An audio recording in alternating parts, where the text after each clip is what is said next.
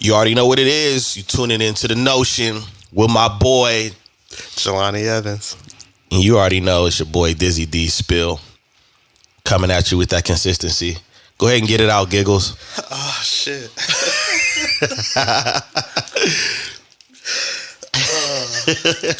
Hey, how's everybody doing? How your mama now? Fuck. That was funny. Anyway, What's going on, though, brother? How you feeling? I'm good, bro. Yeah. I burned some sage earlier. Woo-sa. Woo-sa. Get your meditation bowl out. And Yeah, man. I got the medication bowl. get your chakras in alignment. Yeah, you know, all that good stuff. But Apparently, one of these moons or planets is in Gatorade or something, so a lot of shit going on. yeah, I don't know what it is, but Retrograde. what's up, bro? You got any new information, man? What's going on in the sneaker culture, bro? You know, you always got some Vanessa gems. Bryan is pissed. Y'all got her fucked up. Yeah, y'all got Queen Mamba hella fucked up right now. With the She's so cool too. yeah, Like, a strongly worded letter was a person. But I feel it though, and it's like people got their hands on them. You see athletes hooping in them, and it's like, yo, I didn't give the go ahead for this. I didn't give no green light. Matter of fact, our little whole collaboration, commitment thing is done. I didn't even renew it. Yeah. Yeah, I better stop. Do you see it possibly turning into a lawsuit with Nike? Oh, I don't know. Things can happen. Because it's like you're leaking out shit that you don't have any rights to. Like they were on eBay, which means there's, you know what I'm saying? Like eBay took them all down. Shout out to eBay, but I'm just saying, like, ooh, yeesh. Oilers colorway of the Travis Scott Sixes has popped up, and they are gorgeous. Are they? Oh my gosh! Wow. Okay. All right. I got home. I guess I got homework to do. Those are nice. Yeah, I got a little bit of homework to do. So there's a plethora of releases this month. A lot of collaborations. okay. I seen and this is excuse me, listeners, this is actually personally for me, unless you're interested. I seen some Jordan 1. Let me look in the file cabinet real quick. So the name still might be wrong, but they are the Air Jordan 1 reimagined.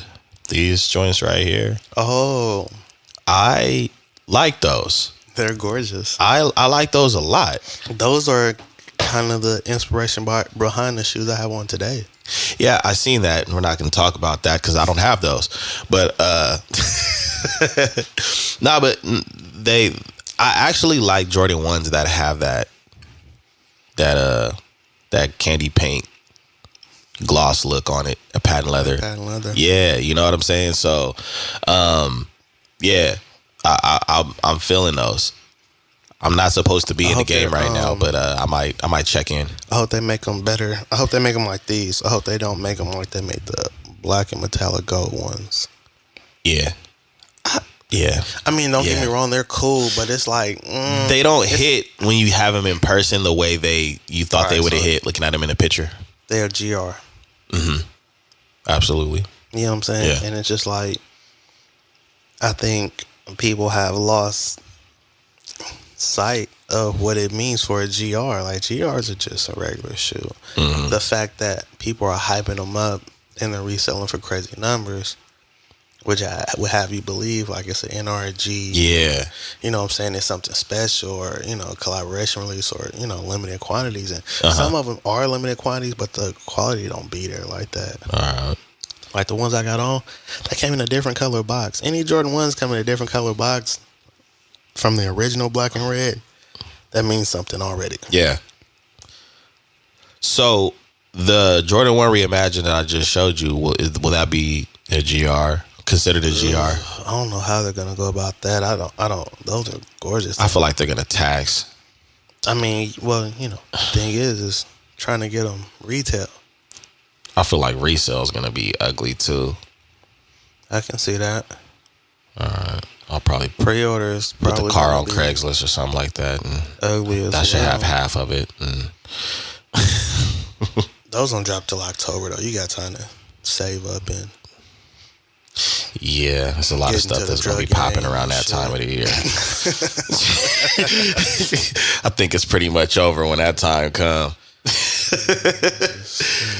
But yeah, man, I always got to ask the questions. I always got to get the information.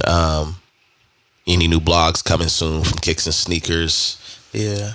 Okay. I'm already got some in the chamber. I just be chilling, man, because I don't want to like overload with hella blogs and information. He just wrote something. Damn, I ain't even really read that one yet. Give people some time, but yeah, it's coming. So, any events you attend? Any networking? Any people you run into? As far as because you've been moving around nonstop. Yeah, but not really. Outside of SneakerCon, I ain't been to nothing. I've been kind of on recovery mode. I was traveling all of May. Yeah. You was wilding out. Yeah, so I'm just chilling. But there's probably an event I'm gonna hit at the end of this month. Okay. And probably get a little bit of traveling in, some networking in. But right now, just chilling, man. I got some things coming. I'm still waiting for kicks. I'm always waiting for kicks. Yeah. So, just chilling right now. I dig it. For sure. Well, I think we have actually a really good take. I did a couple notes, and it's a constant conversation on a regular basis. And so I thought a fitting title for something that we can discuss was Millennials Wrecked. Now we repair the damage.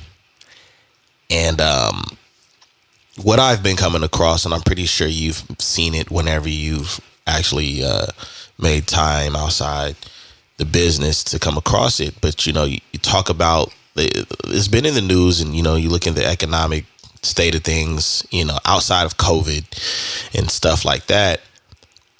And I was looking at some numbers on how ugly it is for millennials as far as in wealth and income and things of that sort, right?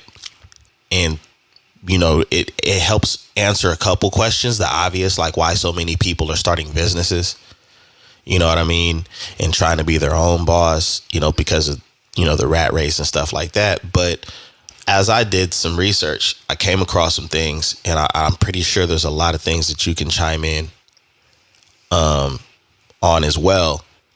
And let me go to the notes. So basically, start with who would be considered our parents. Baby boomers, right? Baby boomers, anywhere from the start of 1946, basically ends 1964. It's considered a baby boomer, right? And triple OGs. Yeah. And then you have the millennials, which is us. Start 1980, ends 1994, right? Mm-hmm. And the thing about it was when I started looking at like the wealth percentages. So millennials, we make up 4.8% of the wealth. Generation X was the generation right before us, which would be like our older siblings or something like that. Kind of like a semi-OG, if you will. They made up, let's see, 48 or 4.8. Now, hey, let's skip a year for the Generation X. What years are those? That's the Generation X, I believe, is 19. Hold on, let me get my facts right. 65 to 79. 79, I believe. I think that would be it. Yeah. Let me get it right. Baby boomers ended at 64, and well, the reason why I kind of skipped over Generation X is because they wouldn't be the ones really passing stuff down to us. It would be like our parents So it's not that they don't go through anything or they don't have any issues, but it was mainly like we learn from the boomers. The boomers are the ones that'll be passing down property, real estate, whatever the case it is to us. And yeah, you Generation X niggas irrelevant.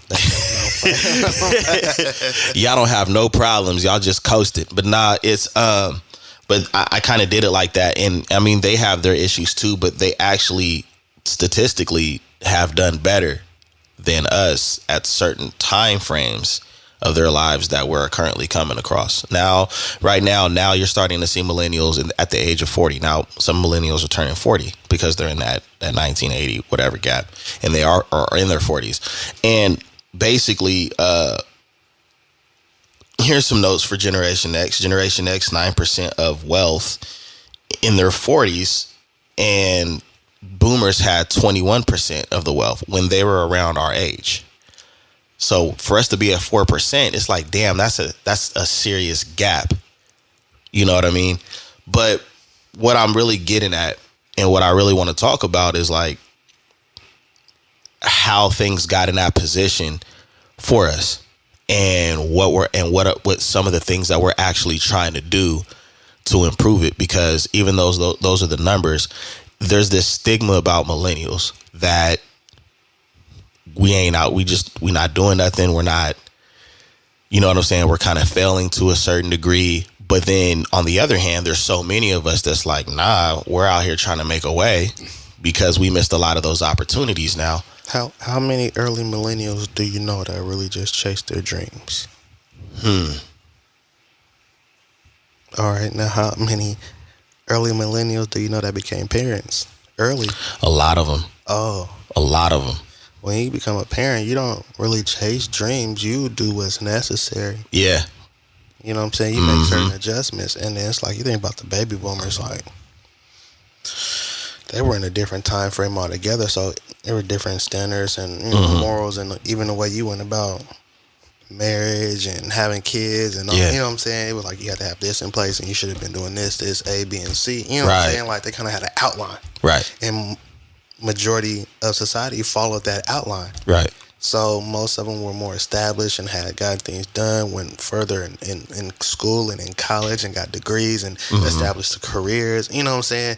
And then started developing families. Instead of developing families and then getting a job and then hopefully you can establish a career in the midst of that, or not being able to follow through with college because you got pregnant or because you're finna have it. You know what I'm saying? Yeah. It's like that right there in itself. Yeah. Yeah. You know what I'm saying? Just boom. Yeah. So, I mean, when you look at it like that, it's like, well, yeah, to generate wealth, there's certain responsibilities that I'm not gonna say you shouldn't have that, but if you don't have, makes it easier, more accessible because of the time and the energy that you're able to commit to it. Yeah. So there's that. I mean, also, we came into the boom of technology and it made things easier.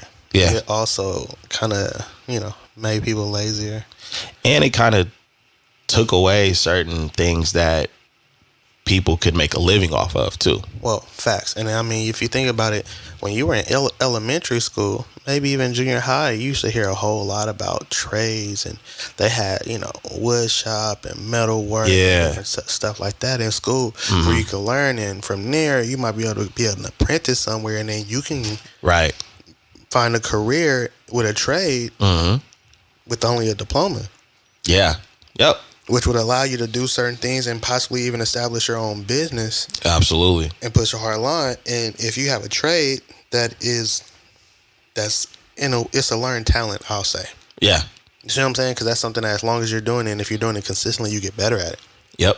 So it's a learned talent that will allow you to make shit happen. And then anybody you hire in the course also has that learned talent. You know what I'm saying? Like there's not trades like that anymore. I mean, they're out there. They're out there, but this, the standard one, Class A driver, but I mean, like, you know what I'm saying? Where the classes or stuff like that in school that even showed you that there was something different. Yeah. Right? Yeah. So it's just like a lot of stuff in school is limiting, and it's kind of pushing you down this path where you You go to school, you go to high school, you graduate, then you go to college, and then if you're really trying to go to college, then you'll get a loan to get you a degree so you can find your career, and then you got to find a career because you're in debt, and then you find out your career isn't profitable, or it's not, or it's flooded. Yeah.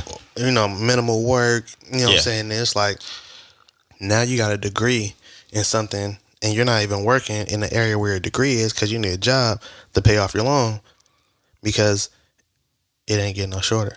You know what I'm saying? It's not getting no smaller. You know what I'm saying? So it's just... Well, it's funny that not funny, but... niggas like, I ain't laughing. It's interesting that you mentioned the whole going to school and then you got to go to college and now you got to pay the college debt, because I read an article, and in the article that I read, they had like 4 main reasons why we're mainly in the position that we're in. And the third one was debt. And it says that expensive college education means that the average graduate carries a whopping $28,000 in student loan debt. That's crazy. And that's your student loan debt. That's student loan debt. Lord forbid you get a credit card at the age of 18 as soon as you enter college. And you running it up. You have no idea what credit is, credit responsibility, because that happened to me. And then I spent, a nice part of college going to school, working, hustling, like trying to pay off the debt that I had incurred because I didn't understand credit. But they were willing to give me a credit card because I had a clean bill. Yeah. You know what I'm saying? So it's just like not knowing stuff, not understanding. And, no fault of my own. My parents weren't that savvy in credit, so wasn't like they Well, the irony is you would think you being in school that they would educate. Nah, they will educate you, but they'll educate you on what's in the book and what's the criteria for you to, graduate to get into the real world. They won't educate you on the information that you need to actually operate and survive in the real world. They don't teach you that, They'll teach you math, but they won't teach you budgeting and financing. You learn all that in college. Yeah.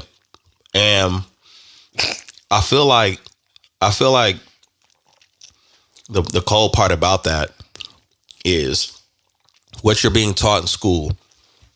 And when you get out in the real world, it's like, well, there's this whole thing about like when you turn 18, everything is supposed to click. I don't know who started it. I don't know how it just became a trend, but it's so ass backwards, because it's like at 17 you didn't know shit, and then at 18 you're supposed to know it all because of the marker that they put that you're an adult. I'm just laughing because I'm thinking about the type of stuff you learn in school and getting out in the real world, and you're like, damn, I'm running late and I don't have a car. So if I leave the house at A and the bus is coming at B, I should be able to get to work by C. And they're like,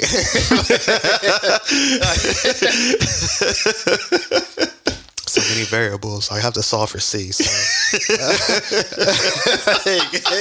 I mean, right? Like, you don't sit like you. It doesn't. It's just crazy, bro. It's just, man, whatever. Well, the cold part is you kind of made it work when you broke it down like that, but that's not how you're thinking. It's not. Nobody's thinking. This is that's what they meant by solve for C. I gotta go with a plan. It's not. It's nothing like that. But see, you didn't carry the obstacles, because it stops the lights. Yeah. See, carry the tool. It's none of that, man. Another thing that was brought up too is wages. You know what I'm saying? A lot of wages. Especially people that are getting out of college and are getting these jobs. The pay increase is no longer happening. It's the bare minimum, but yet the cost of living for everything is going up. Food and because things are getting more expensive to produce or gain access to, or to import. Yeah, you know what I'm saying. Oh yeah. And so it's just like it costs more, so we have to charge you more. It's like, but I'm making the same thing. I heard that, so you got that extra $3 we taxed, or you don't want it. Yeah, What do you? It just, you know what I'm saying? It's just crazy. So what can you do? Everybody wants the best of everything, but they don't want to pay the prices for it. Most of them can't afford it because the wages aren't paying a livable rate. Mm-hmm. You know what I'm saying? Like, I came across an article where it was saying like certain fast food places are struggling to hire people post pandemic, and it's like, yeah, because you don't pay them and they're making more money if they're still on unemployment. What happened to that sign movement where you got to come and order your own? The manager sick of having to come out and explain it to you, huh? But I went in there to order once. This is a while ago because I don't do fast food, but it was like, I just wanted some fries. I walked in, I had a taste. I had a taste of some fries, so I pulled up, I walk in, and there's a screen here, and I'm just like, it's a lot. This is a lot. Yeah. To order some fries. Sheesh. It's like I could have just made them. Bruh. No potatoes at the house. I'm back here solving for C again. Yeah. So I divided all the BS and I went to McDonald's. Ba-da-ba-ba-ba. That's how it sounded when I was knocking on the door. Yo, where the fries? But I'm gonna go to the drive-thru. Hey. So like now now we're at this point where there's so many of us trying to survive, but a lot of us are really, some of us are pushing a hard line with running a business. Yeah. You know what I mean? And it's not all glamorous. It's not. But for your personal experience, when you decided to fully 100% commit to just doing your business, you know, I'm not working for nobody, I'm working for myself. What put you in that position? What pushed you in that direction to say I'm gonna take that leap? Because it's a risk. I mean, I started while I was working still. Okay. You know, that was the thing about it. So it was having gained a certain amount of ground and having a certain foundation to be like, I can make some things happen. Now, unfortunately, I ended up getting hurt. And so while I was hurt, I was, I'm sitting up, laid up healing, and I had a lot of time to think on a lot of stuff. So I kind of just pulled the trigger. You know what I'm saying? It was just like, because my thought was I've never experienced an injury like this, and I don't know what's next. Okay. So I gotta have something. You know what I mean? Like I gotta have something, and I started. Might as well finish. And so once I felt like I had no safety net. You know what I'm saying? Yeah. And once I was like, it's kicks and sneakers or bust. Like that lit a fire, because of course you thinking, I'm gonna be honest, it's I can't fail, but fail was never a thought. Okay. It was like there's no going back. Like that's not fueling your motivation. Else, no. Yeah, right. Because if I'm thinking about I can't fail, that means that I'm thinking of it as an option. You see what I'm saying? It's not an option. Right. This is what it is. So when I felt like I had no safety net, I was just like, all right, well, I gotta go hard. Like I really gotta make something out of this. This isn't a side hustle or a side job. Right. This is my business. And if I want people to take me serious on a certain level, then I have to take it more serious. So without having a safety net, there came a certain respect for what I was doing, but also I upped my grind. You know what I'm saying? Yeah. So, yeah. And then, after that, there was no looking back. It was kind of like, okay, once I heal, I'll be good. Right. It wasn't no once I heal, I go back to the job. You know what I mean? I didn't want to go back. Yeah. I don't need to be there. What were the things that you thought about going back to a job where it was like, nah, I can't go back to that? Everything about it, from going to a place I didn't like to having to listen to other people and follow other people's rules and instructions and feel I'm not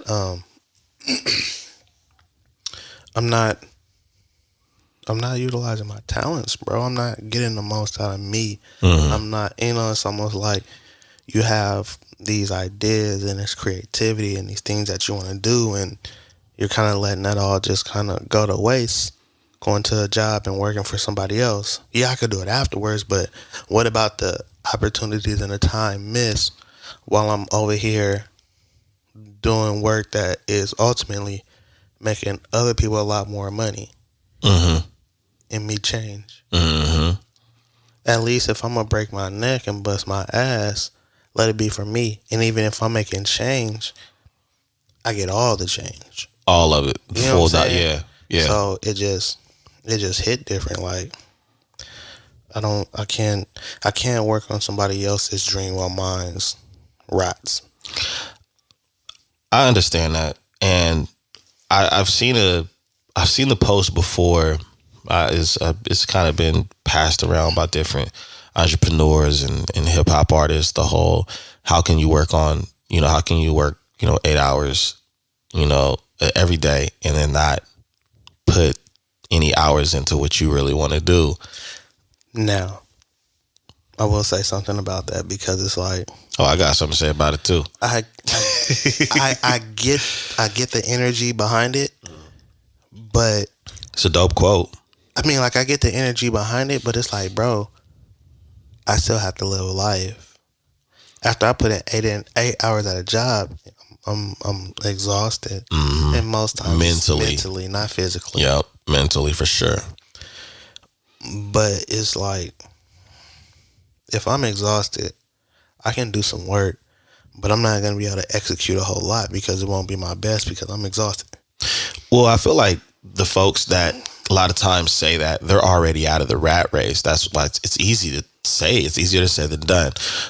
But the other thing, when they say that, hey, you got to put this amount of hours into this, like you put into this, what I've learned, still being in the rat race and still maintaining different business entities that I have, is that the 9 to 5 is the biggest distraction. 100%. It's an 8-hour distraction out of your day, but it's also necessary. And exactly, a lot of people, majority who share that quote started in the same place. Exactly. Nobody woke up without a job and said, you know what, I'm just gonna follow my dreams, and everything fell into place. And just like, those are like, the one in a million stories that you hear about and people try to recreate and follow. And that's why you have so many people on OnlyFans and SoundCloud rappers and resellers and all type of stuff. And there's no disrespect to them, you feel me? Like I don't want to take no shots at them, but it's like, you hear people getting rich doing this, or you hear somebody scoring money reselling, and I can get this for these shoes, and now everybody wants to be a reseller, right? And then you hear about females making thousands and hundreds of thousands on OnlyFans because of their following and their clients and their members, or whatever the case may be, right? But what were they doing before that? Did they have a follow? Like, you got to understand, everybody shows the how I made it happen without the background. Oh, they give no real detail on just how much you go through.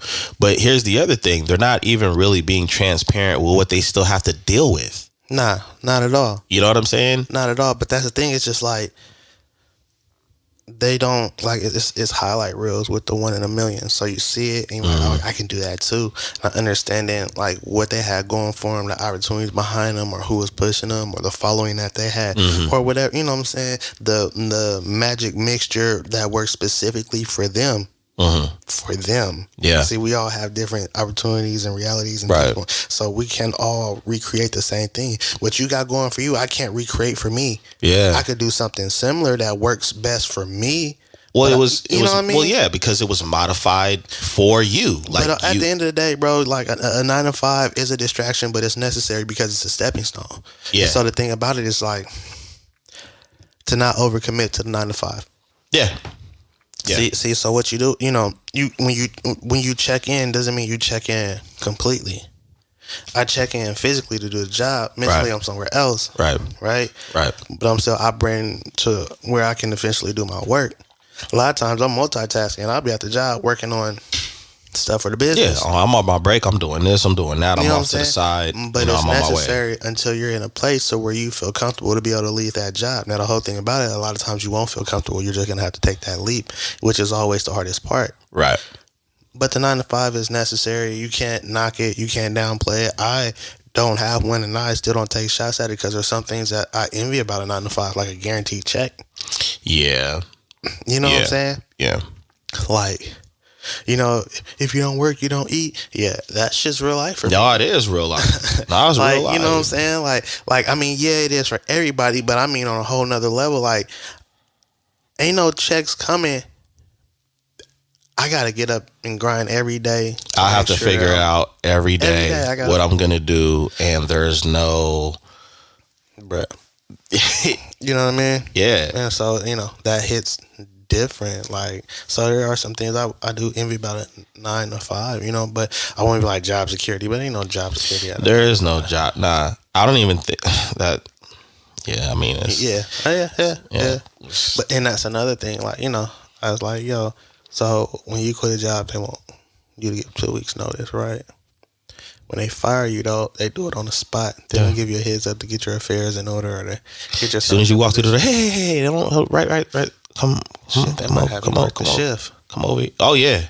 You know what I'm if saying? They like, real cold with it, they'll let you. So you just, you know what I'm saying? Like, yo, it's cold with the 9 to 5, but it's necessary. You can't knock it, and you know, don't if you don't have the confidence in yourself and the grind, the work ethic necessary, don't leave the 9 to 5. Yeah. Because the thing about it is, like, I'm gonna be honest, you're always working when you're an entrepreneur.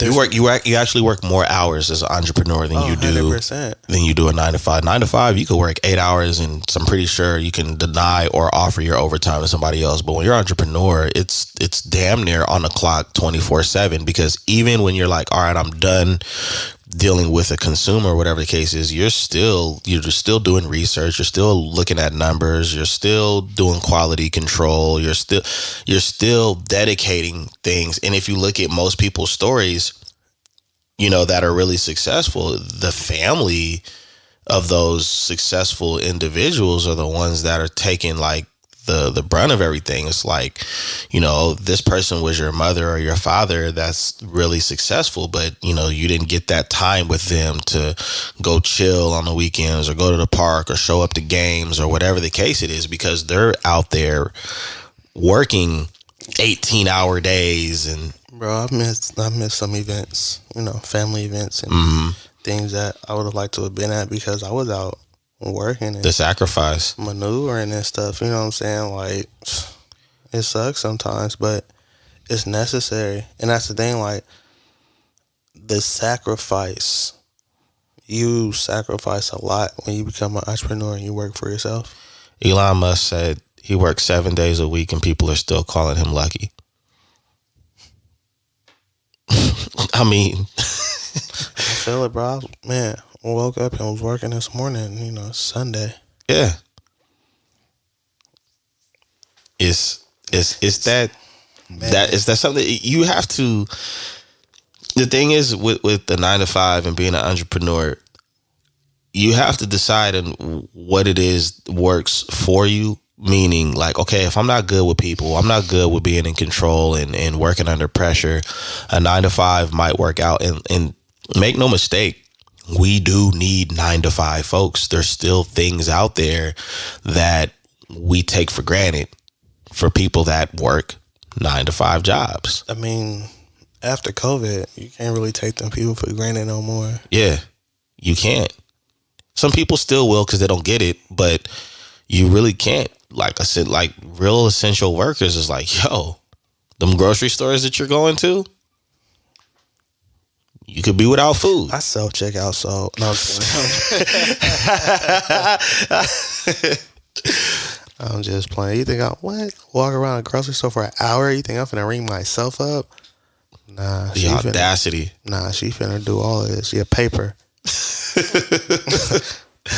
Nah, but I mean, like, yeah. So it's difficult, bro. It is. Even being an entrepreneur, there's so many entrepreneurs.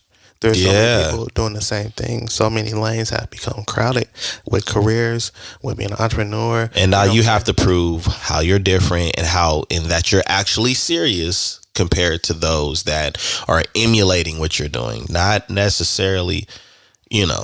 But everybody's doing their own version. Everybody, is trying to do their own thing, but everybody's trying to do their own thing in the same realms, in the same arenas. Yeah. And so a lot of things have become crowded. So it kind of becomes this, what is it, crabs in a barrel? Yeah. Thing. Yeah. And so you weigh that against it too. It's like it's harder to obtain wealth. It's harder to, become rich and get your bands up, your stacks up, and be in a position to really is like most have debt. Like, just first of all, you gotta be debt free before you can be. You understand what I'm saying? Yeah. Like, so like that debt to income ratios. It could get real ugly if it's ugly. You know what I mean? And so when you take all the things into account, because it's a lot of the things that millennials have to deal with, the OGs didn't have to deal with. Yeah, because a lot of OGs, like for example, a lot of millennials don't own real estate. They don't own property compared to the OG baby boomers. Most of them had property, and it was easier to obtain. We're talking about getting houses. I think a lot of baby boomers were getting houses that were like $30,000, $40,000. I mean, here in California, standard is $300,000 for a house. And what was that fixed rate at? Bruh. Yeah. So it's just, things are different. Things transition, things change, and with that, so does, the price. The price of wealth. The price and sacrifice, for sure, yeah. For sure. I think that I think one of the good things about so many people trying to go the entrepreneur route is I think there's a lot of people, and time will tell when you see who's left standing, are trying to create genuine generational wealth. You know what I'm saying? Where it's like, I want to pass something down to my kids, or, a younger sibling that I had to raise, or a niece or a nephew, whatever the case is, so that they're not put in certain positions where they just have to accept things as the only option. You know what I'm saying? I do see that. I do think that, but I also think that if you're guided right, a 9-to-5 can work for you as well if you're guided correctly, because, another unfortunate thing with a lot of millennials is there's a lot of educated millennials. You have degrees, some of them have masters, but then you get out there in the world and it's like, I don't have any work. Like I do want to go into the workforce, but I can't get any employment anywhere. You know what I'm saying? So you'll have somebody that has a degree or two and they're working a 9-to-5 and they're trying to be an entrepreneur because they're just trying to make it. Shit, we all trying to make it, bro. Yeah. A lot more hurdles in a race that we're running. Mm-hmm. Easier to get tripped up. Mm-hmm. You know what I'm saying? It's not fair, man. Life's not fair. Oh yeah. I hate when people say that shit. So what? Should I smack thee and then say life isn't? No. But I think there's always good solution behind whatever it is that you're looking at, if you take the time to really analyze everything. I mean, if you really, trying to get rich, just sell drugs. I think that bank robbery. The usual, and those, and the cool thing about those careers is they have no longevity. Just watch out for dye packs. But I think the one of the formulas that I'm starting to learn about folks that are considered wealthy and that live pretty comfortable is the simplicity in their life. You know what I'm saying? And I actually look at, people that are entrepreneurs, And I'm understanding that there is a huge difference between the entrepreneur and them being pretty simplistic with their life, and somebody that makes a lot of money. And the reason why I separate it like that is, don't get me wrong, I don't think entrepreneurs can, and a lot of them do make a lot of money, but it's the way that they manage their lifestyle. It's very simple. It's not a whole lot going on, and a lot of them live below their means. That right there, I think, is a good step in living a more comfortable life, because a lot of people go out there giving the impression that they needed to buy that, or they needed to spend that, they needed this to survive. And it's like, nah, most people that are living wealthy and that are entrepreneurs, they get what they need and that's it.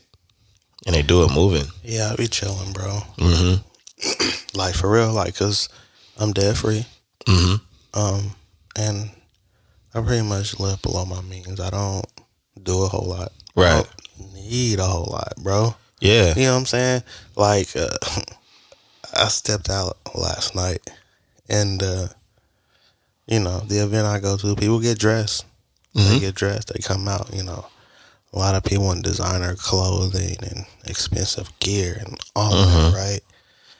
Bruh, I had on a Rugrats t-shirt that cost me about $25.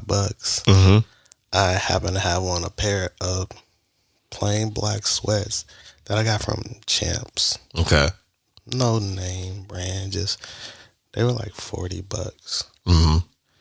My socks were Ren from Ren and Stimpy, and they cost me like $3. Mm. Where I just shot my outfit out to you less than $75. It's a tank of gas for an SUV. Yo, I got your gas on. Yeah, you know what I'm saying? But it was just like y'all spent $230 on that t-shirt, $400 on them shorts, huh? The Louis shorts. That's dope. That's cool. Mm-hmm. Not saying that I can't. I just won't. Right. You see me out here in these Marys 800, 900. Nigga, why?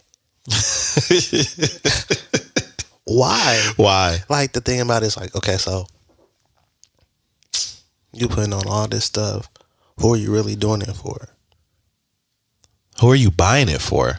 That's what I'm saying. Yeah. Because at the end of the day, it's like this. Right now, in this day and age, males are bigger brand whores than females. That is true. Right? That is true. Yes. And so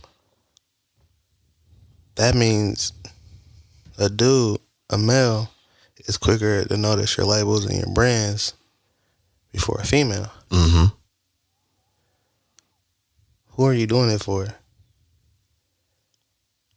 Oops. Because the thing about it is, like, in all of my experiences, if you are dressed well, it's all women are concerned with. Yeah. They're not, if you know your what clothes I'm saying? Like, fit, if they dress well, it doesn't matter really what you put on. Something nice, a brand that they recognize, that's what's up. That's dope. But I mean, you're not gonna get them based off your attire. Mm-hmm. If you do, then they're probably a gold digger, and you know what to expect. Mm-hmm. You know what I'm saying? It's just kind of like, they don't care about it like that, bro. So if you out here and all that, doing it for who? Yeah, I'm not. And the crazy thing is you're just talking about fashion. We're not talking about buying cars. Mm-mm. You know what I'm saying? And all these other things that can really add up and make life difficult for you 6 days a week, just for you to make it look like you have it all together for a few hours, 1 day a week. That's living outside of your means like a month. Yeah. Sheesh. Yeah, for real. Teach their own. But yeah, I know a lot of entrepreneurs who don't do a whole lot. Well, I mean, there's a lot of them out there that you probably can't tell unless they did an interview or they had to speak at an event or something like that, that they're even on that level, because like I said, they're really simple. It's a really simplistic lifestyle. And I gotta be killing the game. He'll be in some sandals, bro. Some sandals. And some sandals. Yeah, man, what? Clean up too. You know, another thing is doing numbers. Shout out to Brian. Comfortable. That's the other thing. Yeah, they're comfortable. That's the thing about it. That's why I'm always in sweats. It's about being comfortable, bro. Like after I got injured, that was dope. He said comfortable, bro. Yeah, it's about being comfortable, bro. Let's stay out together. Trying to get it out. So, but nah, like once I got injured, comfort was my main focus. I bet. Like, hell yeah, being injured, yeah. Like, but I mean, like following that, everything I wore, getting in and out of clothing, you know what I'm saying, maneuvering around, everything had to be comfortable. I had to have room to be able to stretch, and you know what I'm saying, like, bro, it's sweats and shorts and linen, and that's it. Denim sucks, bro. Like, man, I got like 3 or 4 pair of slippers, house shoes. Like, y'all only see me in shoes really outside the house. Like, I'll come in the house and kick them off instantly. Like, comfort. One of the things that I picked up on some years ago is like when I would see celebrities, right? And you know, like if TMZ will catch them at the airport, or they catch them like just out and about. And one thing that I noticed, like 90% of the time, they were comfortable. They're in sweats. They're not wearing no Gucci or they're in like literally stuff that we would wear every day when we're chilling, in some tennis shoes. Except Crocs. And the thing about it is just like, I don't know about Crocs. I hear they're extremely comfortable. It's the look of them that I can't get over. They've always looked uncomfortable to me. Right. They don't. But everybody said they're comfortable. I just can't get with Crocs. Maybe I'll get some Yeezy foam runners. No little special collection kicks and crops? No kicks and crocs? Ew. I don't support that. He said, I'm coming out with kick rocks if you come with Crocs. I mean, we do a collab where I like, you know, got different type of little emblems that you put in your Crocs. Yeah. Like, yeah, that's as far as I go. Like, no branding, like, on them that can't be taken off. AKA Mr. I would never. I just, Nike slides and whatnot. I love Nike slides. I seen a post some female put up, and I was like, oh, she's choosing violence today. She's like, dudes who wear Nike slides are gay. Those are sandals. Only females wear sandals. And I was like, excuse me, young man? I just scrolled. Like I said, you know, some people get on Twitter and choose violence, and you know, I like they be trying to get results and retweets and responds. You're gonna have to do that. Like, yo, what? So like, if you're gonna start there, you gotta just move up to the list. Like, all the slides, Gucci slides, Versace slides, all designer slides or sandals, right? So that's the route we going. Bet. Who angered you this afternoon? Who angered you? Yeah. Did somebody break up with you in some slides so you feel that way? Such a dude. Dude probably broke up with her in some thong slippers. So he broke up with her did that little pat walk. Whoa. Let's stop right there, okay? Because I got an issue with the little thong sandals. I don't do them joints, okay? Look, all right. No paps. I hate the sound those make too. That's horrible. But like, let's one thing at a time. Right?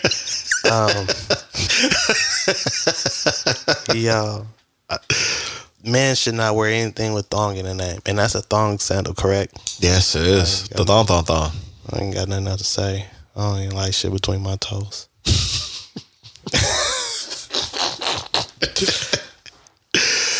Pat. Bruh. I'm not taking you serious. I don't care how mad you is if you got on some paps. Horrible. See, you call them paps now. They ain't the same. It's the sound they really made. It's a walk it. It's walk it. Because it's hitting the ground and smacking the foot. Yeah. Walk it. I can't, bitch, just pick your feet up. You probably want to just walk barefooted. I'm gonna step on the back of them shits and just have you just rip the whole thong out, and you just sit there. Shit around your ankle. Or cut a toe off. Oh, there go your big toe. You just Millennials ain't shit. We know. Nah, it's, man, look. Petty. Extremely. I'm here for it. I support it. I normally don't. I'm trying not to use that word, but I support that. But yeah, man, Fair the way to that. Yeah. I think that I think when it comes to our generation, I do believe it's gonna get a lot better. I think that every generation has its ruts and figuring it out stages, and because one of the things that I do reflect on is a lot of the shit we seen. So if I say you like it's gonna get better, I'm like, nigga, we just had a pandemic. Like, well, what I mean better it's is rough, man. It is. Shit. It is. But we've went through a lot. If you really backdate to when we were younger, a lot of shit that we've seen wars, we've seen, 9/11, we've seen a lot of shit by the age. He tripping. Like he's talking about, well, man, I'm trying to make sure I got enough gas in my car to get to work and I can order what I want off DoorDash and get this eighth. You tripping. Niggas trying to get by. You talking about wealth, nigga. Yeah. Well, yeah, well, there's a difference because a lot of people look at wealth as just money, but sometimes wealth can be a whole lot more outside of money. Yeah, I'm wealthy, family wise, and all that. Shout out to the people I fuck with. Love y'all. I can use some dollars though. That was the fastest I appreciate you, love you speech. Hey, yo, man, I love y'all. Y'all cool. Y'all been whatever, man. How your mom and them look, bro? I need the bag. It's like the Grammy music is coming on. I get to the point. Yeah, straight up, man. Like, no, for real. Like, yeah, I'm wealthy in a lot of ways in life, for sure. Yeah. 100%. But financial wealth? Yeah. Still on the hunt, brother. Yeah. Man. Yo, I'm still spearing for the fish. But when I meant like by a meal. I said wealth.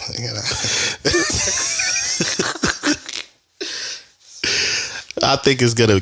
When I say better though, I think like when things will improve. They'll improve. Talking about but forced stimmy. No. Yeah. Yo, man, let's push that. Let's get the stimmy going, man. Yeah, it's gonna improve a whole lot. Yeah, Moneybag Joe need to just sign off on one more, man, and we be straight. You know what? I almost got political. Yeah, bro. I almost got him there. Just shoot us a stimmy, man. Yeah, man. Come on, stop playing, bro. It's the least you can do. Yeah, the least. Won't go there. We'll set that for another episode. No, we won't. That's all again. But yeah, dog. I think it's some good points, bro. And it's gonna get better. I believe that it's already improving. Yeah, you know what I'm saying. And it's just like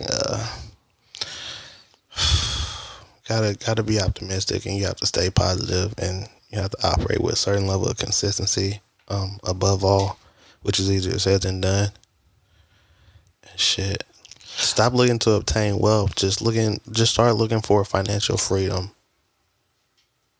That's some pretty damn good advice. Because there's a difference. Oh, 100%. There's definitely a difference. Like, when you have financial freedom, you're a lot more comfortable. Yeah. And things hit differently. Mm-hmm.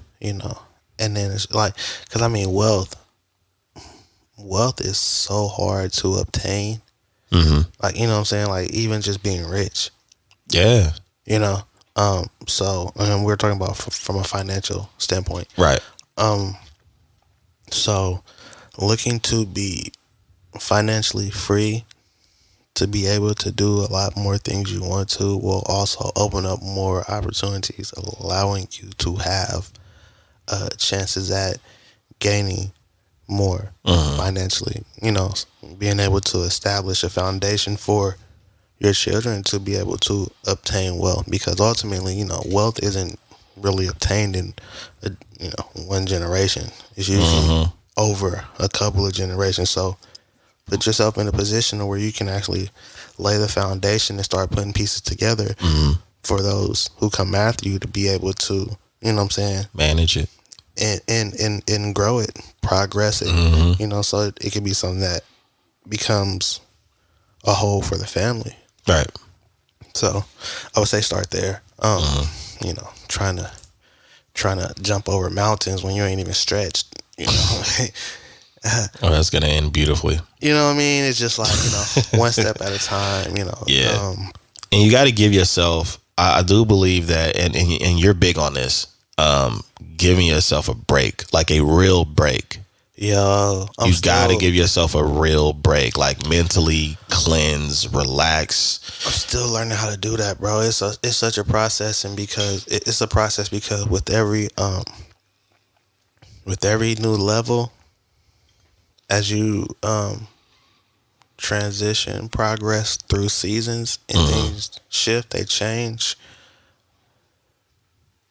Your level of discipline and knowing when, and not just when, but how. And not waiting until you reach your breaking point to try to apply all that. Like I said, when it's never the same. You know what I'm saying? It's almost like they say, new level, new devil. Yeah. So, you got to find different ways to make sure that you're taking a break and you're disconnecting and you're giving yourself time. And a lot of times it's to reflect, and it's to process so that you can, digest a lot of stuff and ultimately strategize and plan to put the pieces together moving forward. Yeah. You know what I'm saying? Like, and to overwhelm yourself or burn out. Yeah. So, yeah, that's definitely necessary, man. It's all a process. It is. And you got to learn what the steps are and then not skip any. You gotta understand that.